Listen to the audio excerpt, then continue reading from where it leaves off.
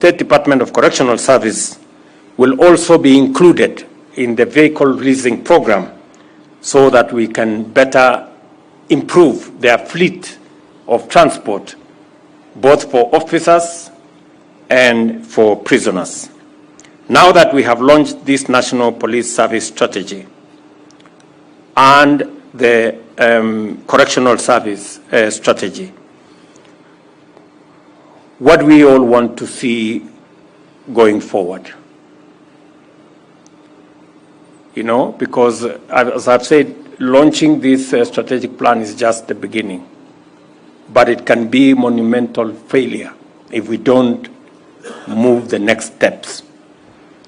And as you reflect on this question, remember that our national policing and security framework is constitutionally mandated to ensure safety and prosperity without undermining rights and freedoms.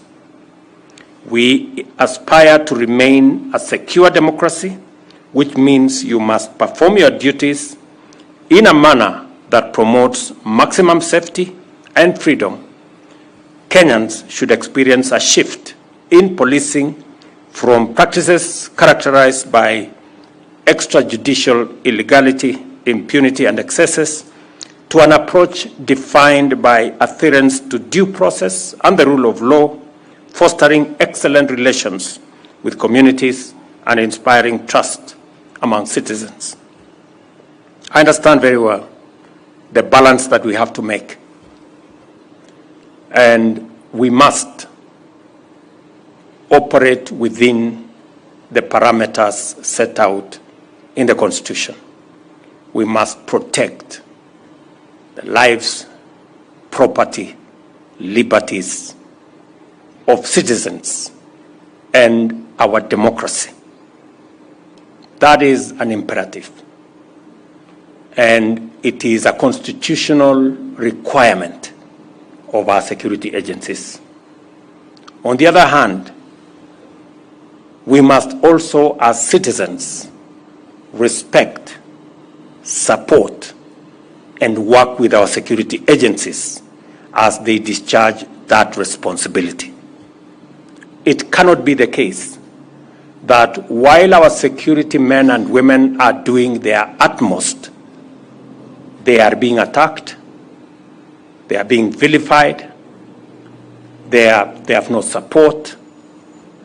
It cannot work. We have to strike a balance as the police and other security agencies discharge their responsibility, citizens on their part. We must live in accordance with the rule of law. We must respect the police. We must work with the police, support the police so that they can protect our assets, they can protect life, and they can protect our stability. There must be a balance. On the subject of femicide, I must commend the police that they have arrested every person that has been profiled who has engaged in femicide, and they have been charged. But as parents, me being one of them, as citizens, the religious community, we must step up because there is a moral issue around what is going on in that space. And parents need to do more. The religious community needs to do more as the police do their part. It is not a matter that we can say we leave it to the police. Yes, the police will arrest. The police will deal with many of those people who will have committed crimes. But as parents, as people who morally should guide the young people in our nation, we should also step up so that we can deal with that challenge from a broader and all society approach. As a government, we are resolute in supporting the implementation of this plan, both plans actually, and together let us forge a future where the rule of law prevails public safety is guaranteed, and Kenya's prosperity is built on a foundation of trust and security. So, IG Kanja and your team, I have said that I have confidence in the leadership of the NPS as it is. They have done the best that they could, and they have the support of the government of Kenya. And they have my personal support. I understand very well that our men in uniform security agencies operate in very difficult circumstances. Sometimes we don't appreciate enough the kind of challenges they face and the kind of support that they need. But I want our security men and women to know that I fully appreciate, the government of Kenya understands, and that is why we are going to go out of our way to make sure that the job that you do, the mandate that you have, we support you so that you can achieve it. Because if you succeed, then our security is guaranteed, the security of our properties is guaranteed, the stability of our nation is guaranteed, and the progress of Kenya is assured.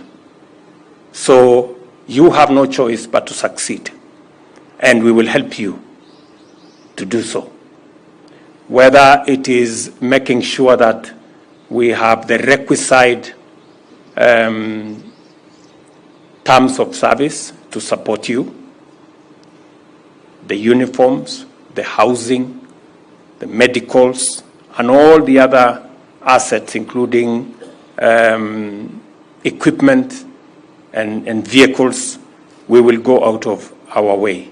I know that we haven't invested in the police in a long while, and that's why I made the decision that in the next 2 years, we're going to invest 28 billion to enhance the equipment, the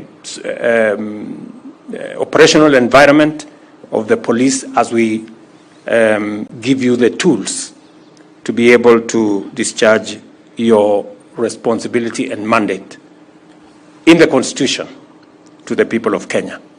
We will also continue to maintain and ensure the independence of the police so that you can make the right decisions without undue influence from whatever quarter. I also want to give you my assurance that we will defend the actions of the police that are within the law and any action that helps us to maintain peace and security in our country.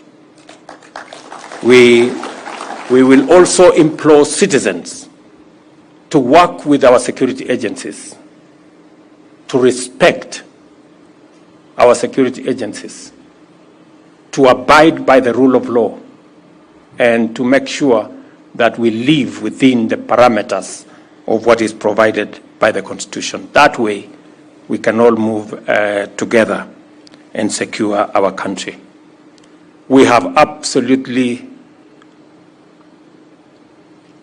no reason, and there is no other way. This country must be secured. All other things, all other engagements, any other progress cannot happen unless we have peace, we have security, we have stability. It is the bedrock upon which we can build any meaningful progress going into the future.